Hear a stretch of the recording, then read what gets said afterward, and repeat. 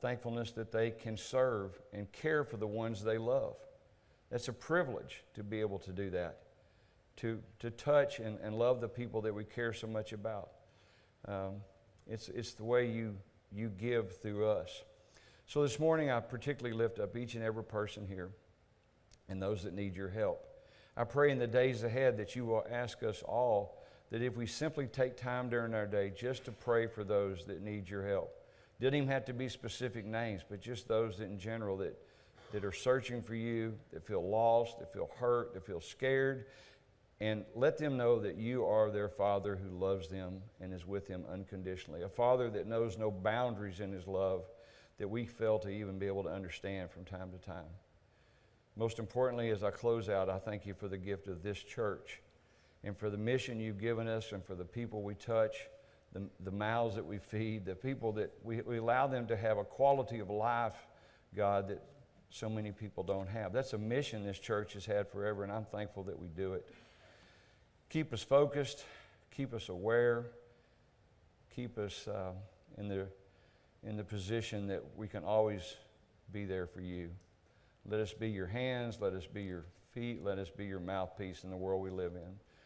Watch over us, guide us, direct us, and most importantly, let us remember we love you with all our heart. We love you, God. Amen.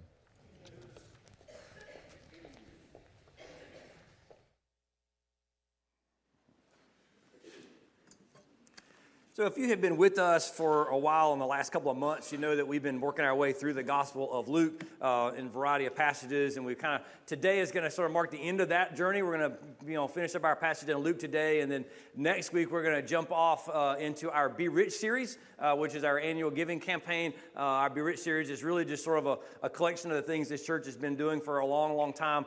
Just has a little different name to it. And so this year we're going to talk about some of the partner ministries we have. We got a couple of guests that are going to come in and speak to us about things that they do and how that impacts the lives of the people they touch and really the things that you help do as we have funded that over the years, and we'll kind of talk about how that's gone. So next week we'll jump into that, and then after that, for a few weeks of that service, we'll do Thanksgiving, and then it's Advent, otherwise known as Christmas.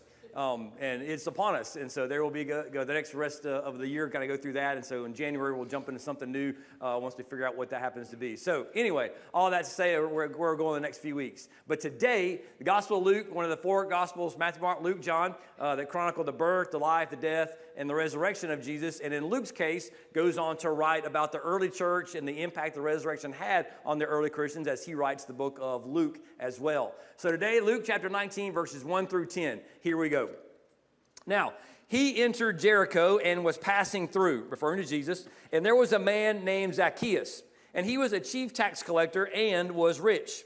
He was seeking to see who Jesus was, but on account of the crowd, he could not, because he was small of stature. So he ran ahead and climbed up in a sycamore tree to see him, for he was about to pass that way. And then when Jesus came to the place, he looked up and he said, "Zacchaeus, hurry and come down, for I must stay at your house today." So he hurried and came down, and he received him joyfully. And when they saw it, they all grumbled. "He is gone to be the guest of a man who is a sinner," they said. And Zacchaeus stood and said to the Lord, "Behold, Lord, the half of my goods I give to the poor. And if I have defrauded anyone of anything, I restore it fourfold."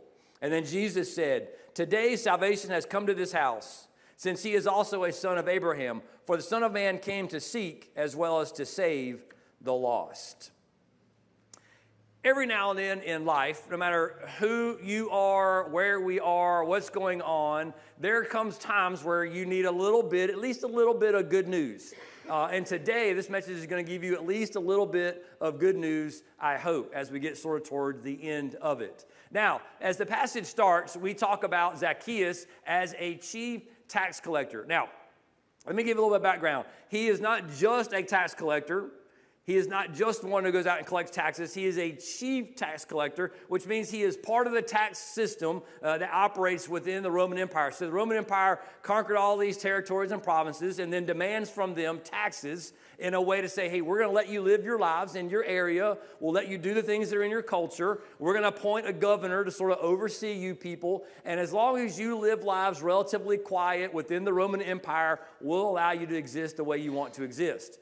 If, however, you cause some problems, create a ruckus, bring an uprising, then we'll have to come in and squash you.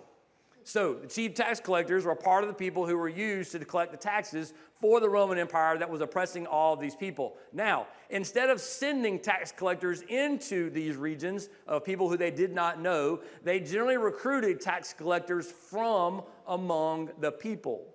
So when they went into Jericho, they got Zacchaeus as one of the tax collectors, and Zacchaeus lived among the people. He was neighbors with them, friends with them, family with some of these people, went to church with these people, played on the football team with these people. I mean, he knew these people as friends and neighbors, and now he's been elevated to take taxes on behalf of the Roman Empire.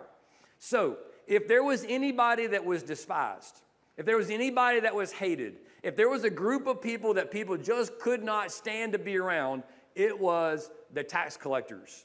Because for most of the Jewish people, they felt like the tax collectors were sellouts bordering on being treasonous, because they were taking in taxes on behalf of a foreign empire that was ruling over them, and they were taking it from themselves. Now, what made it even worse is the Roman Empire just said, hey, you need to collect the taxes that you owe us, but whatever else you want to collect, go for it. And so the tax collector, let's just say you owed Roman 10%, so he'd come to you and say, I need your 10% of taxes for the Roman Empire, but I'm going to also charge you 20%. I'm going to send 10 to Rome, and I'm going to keep the other 10 for myself. And there wasn't really anything that you could do about it. I mean, you could dispute it. You could get put in jail. That's about it. Or you just paid and went about your life. So now you can imagine that one of your own people, your own friends, your own neighbors, not only is collecting taxes for a Roman Empire that is oppressing you, but they're also getting rich off of you as well. So every time you go by the big house up on the hill and you see all the cars out front and you see the big entertainment centers and you see all the servants they got in there, you're going, really? They're living like that off of us? And if we're living in what we're living in, you could see really quickly why they were so hated and so despised. And Zacchaeus was obviously good at it, because he was not just a tax collector. He was a chief tax collector, which meant he was way, way, way, way up within the system that obviously was corrupt. Now, I'm sure none of us can relate to that at all, because our tax system is so honest and pure. It's hard to imagine how they would feel seeing your money go somewhere and be wasted, or see their money go somewhere to fund things they don't agree with, or see their money go somewhere into someone's pocket who lived a life opposite of what they believed. Now you can see why they were so despised and hated. I mean, these people were the hated of the hated among their people. But that's exactly who Jesus goes to see. You see, Luke tells us throughout the gospel in a variety of places that Jesus is on his way to Jerusalem. So everything that takes place right now is on Jesus' way to Jerusalem, where he's going to be betrayed, he's going to be arrested, he's going to be put to death, and of course, resurrected as well. And so on his way, they go to Jericho. And of all the people in Jericho, of all the people that are there, Jesus singles out Zacchaeus. Now, anybody, just out of curiosity, remember the song? Zacchaeus was the lead of the man. You want to come sing it for us? No, I don't know about that. That's where this story comes from. That's where the song is. This is that Zacchaeus. And Zacchaeus is so curious about who Jesus is. Notice the amount of effort he puts into getting to where Jesus is. He heard Jesus is coming. He wants to go see him. He's a wee little man, as the song tells you, or as Luke says, he's small in stature. So he can't see over the crowds, and so he decides, I'm going to run ahead of where Jesus is walking, and I'm going to get ahead of him. I'm going to climb up in a tree just so I can set my own eyes on Jesus. Now, Luke never tells us what Zacchaeus' curiosity is. He simply is curious and wants to see for himself. Think about the effort it takes on Zacchaeus' part to get to where he goes just so he can see who Jesus is. And as Jesus passes by, he says, hey, Zacchaeus, you need to come on down, which is so interesting. He basically invites himself to dinner for a party at the person's house he doesn't even know yet. He says, hey, come on down. We're having a party at your house, and I'm coming. So I want you to come on out of that tree and let's go. And, of course, everybody gets so upset because Jesus does what Jesus always does, sets people off in a way that's unexpected because of what he chooses to do. I mean, of all the people he's going to see, of all the people there, like none of the religious leaders, none of the priests, none of the people that go to church, none of the fine, upstanding Jewish people, like, oh, no, we got to single out Zacchaeus. We're going to go see Zacchaeus. We're going to his house. We're going to have dinner with him. So people, as they oftentimes did, grumbled. Now, when you get to Zacchaeus and you get in the house, he sits there and they have a meal together, and part of Zacchaeus' response is so interesting to hear. Because as Zacchaeus stands up and says, hey, Jesus, as a result of what you've done for me, as a result of my encounter with you, I am so impacted by what you've done, half of everything I'm going to give away. Now, that's just not some token amount. As a rich tax collector, he's got a lot. And he tells us half of everything I'm going to give away. And then he says, and I love this part, if I have defrauded anyone. like there's a question about if. It's more like those that I have defrauded, I'm going to restore. Because part of what he's doing is following the law, that in that culture, if you had defrauded someone, it was law and required that you restored the person. But that just meant you paid them back. That just meant you gave them back what you took from them. Zacchaeus said, no. Not only am I giving away half of everything I got, which would be a lot. Then he says, if anybody I've defrauded, which would probably be a lot of people, I'm going to restore everything to everybody I defrauded. But I'm not going to just give them what I took back. I'm not even going to double what I took back. I'm not even going to triple. I'm going to give them quadruple the amount that I defrauded from them, the amount that I stole, the amount of advantage I took from them, the amount I took. I'm going to give them 4 times that amount. That is stunning in response to what Jesus has done for Zacchaeus. You see, Zacchaeus' response has impacts in several parts of his life, really his whole life. Think about socially how that would impact him as a Jesus follower. Now, Jesus comes along and one of the chief tax collectors becomes a Jesus follower. Wow. Can you imagine how much of an impact that makes on their community? I mean, is he going to go back to being a tax collector? And if he does, is he going to do it in a way that's honoring and taking care of people? Or is he just going to walk off and leave and follow Jesus? Either way, that's going to make a massive difference in their community, right? Wait a minute. There's actually an honest, God-fearing tax collector? Could there be such a thing? Yet Zacchaeus has the opportunity to be just that. It's amazing the impact that could be made socially because of his commitment to follow Jesus. Think about it economically. I mean, the amount of money he gives away and all the help that could provide. And imagine all the lives of the people he took money from. He extorted from them, basically. He took what imagine all those people's lives he's going to restore by giving back to them what he had taken and doing it 4 times the amount. And then, of course, there's a massive personal impact that's made as well. His encounter with Jesus not only changes his life personally as he becomes a Jesus follower, but as it says, the whole house receive salvation. You see, that was part of their culture, that when the head of the house became a Jesus follower or a God worshiper, then the whole house did as well. And so the whole house follows his example and become a Jesus follower, and the whole house, all the women and all the children and all the servants and all the people and all the things and even all the livestock, all become Jesus followers. Imagine the ripple effect it has when everybody in that family becomes a Jesus follower. And then they have families, and they have friends, and they have families, and they have friends. Imagine the trickle-out effect just from one man becoming a Jesus follower and the personal impact it made in his life. You see, Jesus meets Zacchaeus where he is. You see, he doesn't wait for Zacchaeus to get his life all figured out. He doesn't wait for Zacchaeus to get cleaned up. He doesn't wait for Zacchaeus at the temple and say, okay, now Zacchaeus, you come find me at the temple. Like, no, Jesus goes to where Zacchaeus is, and he meets him where he is. And Zacchaeus' response is so over the top. He surrenders literally his whole life, not just parts of his life. There's a story I came across this week about Ivan the Terrible. He was a Russian czar about 16th century, known for really being erratic in his behavior, really known for being just a brutal man and ruling in war times, just a brutal person. And so his people that supported him, all of his generals and that kind of thing, got to realize, and like, hey, look, Ivan he's not married, he doesn't have any children, and so there's no heir to take over after Ivan is gone. So they go to him and say, look, you gotta find a woman out there, we gotta get you a wife, you gotta have some kids. We got to be able to pass things down in your lineage. And so he tasks his followers. He says, well, go find me a woman out there. But now listen, can't just be any random woman. It's got to be a woman who's strong. It's got to be a woman from noble family. And so I need you to go out and find. So they do. They go over and actually into Russia, over into Greece, and find one of the ruler of Greece's daughter to be his wife. And the ruler of Greece agrees his daughter's going to be married to Ivan. But there's one condition. Ivan must be baptized into the Orthodox Church. And so word comes back to Ivan and say, hey, we found you a woman. Her dad has one requirement. You have to be baptized in the Orthodox Church. Ivan says, fine, we can make that happen. And so he sets out with 500 of his most fiercest soldiers and heads to Greece. On the way to Greece, his soldiers hear he's going to be baptized. And so they talk amongst themselves. They talk to Ivan and say, well, look, if you're going to get baptized, can we get baptized too?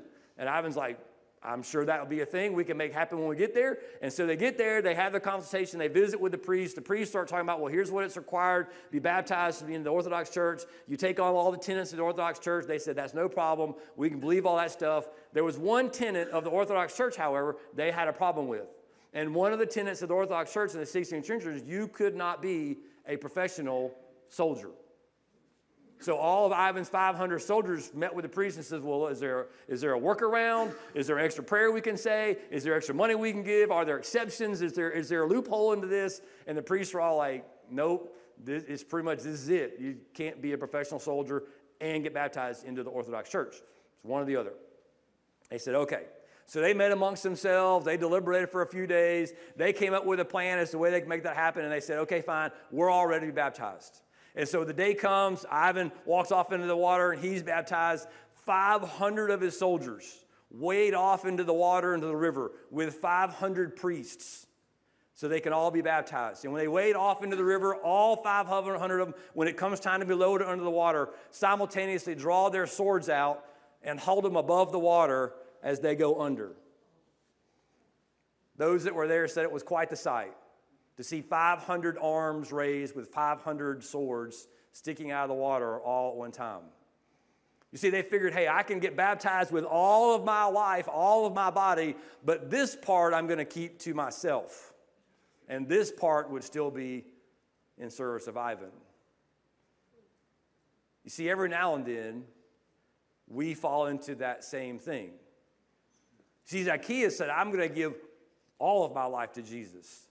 But every now and then, some of us at times fall into the trap of, I'm going to surrender my life to Jesus, but I'm going to hang on to a few pieces of it myself. You see, we're going to hold our arms up, and we're going to like, well, okay, Jesus, look, I get it. See, we typically love to go to Jesus with all of our problems and take all of our crap to Jesus and say, okay, here, could you fix all this stuff for me? But we don't oftentimes go when things are awesome and great. We go to Jesus and say, hey, look, I know you talk about relationships. I'm pretty good with the ladies.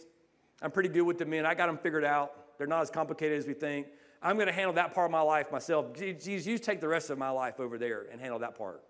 Or we'll say, look, hey, Jesus, I know I'm going to surrender all of my life to you, except my work. I mean, look, Jesus, we all know you never graduated school, let alone college. I've got the degrees. I kind of know how work goes. You handle the rest of my life, Jesus, I'm going to keep my work life to myself. Sometimes we say, I'm going to surrender all my life, but hey, Jesus, you didn't handle accounting, bank statements, checks, investments, money. You didn't have nothing. We all know, we read the Bible, you just travel around with nothing. So you can handle all my life, but I'm going to handle all my resources because I got more experience with that than you do. Or sometimes we say, look, Jesus, I know you got to help me with some of these relationships, and I'm going to turn all the relationships over except the parts of the relationships where I want to get back at them for what they've done to me.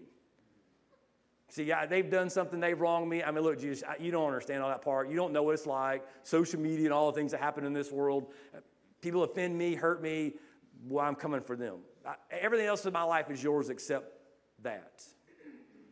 And we could go on and on and on and on of all the pieces, all the compartments, all the parts of our lives at times that we hold to ourselves. Jesus shares a story in Luke that Zacchaeus surrendered all of his life, not just in part. And says, as a Jesus follower, this is what it looks like. Now, at this part, you may be thinking, Bill, didn't you mention earlier good news that we might all want to hear? Well, if you think about it, this really is awesome news, actually. Because think about the blessed life that you will live fully surrendering all of our life to Jesus. Will it be easy? Of course not. Will it be convenient? Absolutely not. Will it bring challenges? Of course. Will everything be awesome and perfect in your life? Nope. Will everything go the way you want it to go? Nope. But think about how blessed your life will be, having surrendered everything and every part of your life and live the way Jesus calls us to live. And if that's not good enough, here's really the good news part of the story. You see, everything that happens on the way to Jerusalem happens for a purpose. And the stop in Jericho is not just a pit stop along the journey to Jerusalem. It is the reason the journey exists. It is the whole purpose for which Jesus came. You see, Jesus says, hey, look, salvation has come to this whole house. And he says, because the Son of Man has come to seek and to save the lost. You see, he came to Jerusalem to seek out, to find Zacchaeus, and to save Zacchaeus. And the good news in that for all of us is that he comes to seek and to save me. He comes to seek and to save you. Now, at times we sometimes, I'm not worthy. I've done these things, Billy, and also in my past, and I get it, I may not. But I know Jesus does. And I know it's part of why he goes to see Zacchaeus. Because, see, even Zacchaeus was worthy of Jesus seeking him out and saving him. Of all the people in Jericho, of all the people that were there, Jesus could have gone to the church. He could have gone to the faithful people. He could have gone to the God worshipers. He could have gone to the good people. No. He picked out Zacchaeus. And in their day, they're like, how could he possibly go to one of the most despised, despicable, hated people in this culture? And it was exactly so that you and I know that if he could go seek and save Zacchaeus, he could come and save and seek even you and even me. That there's nothing that we do, there's nothing that we could have done that would ever put us outside of the purpose that Jesus comes to seek and to save those who are lost. And that includes all of us. You see, he comes to seek and save Zacchaeus while Zacchaeus is still a hated chief tax collector. He doesn't wait for him to get his life all cleaned up. While he is a tax collector, he goes to find him.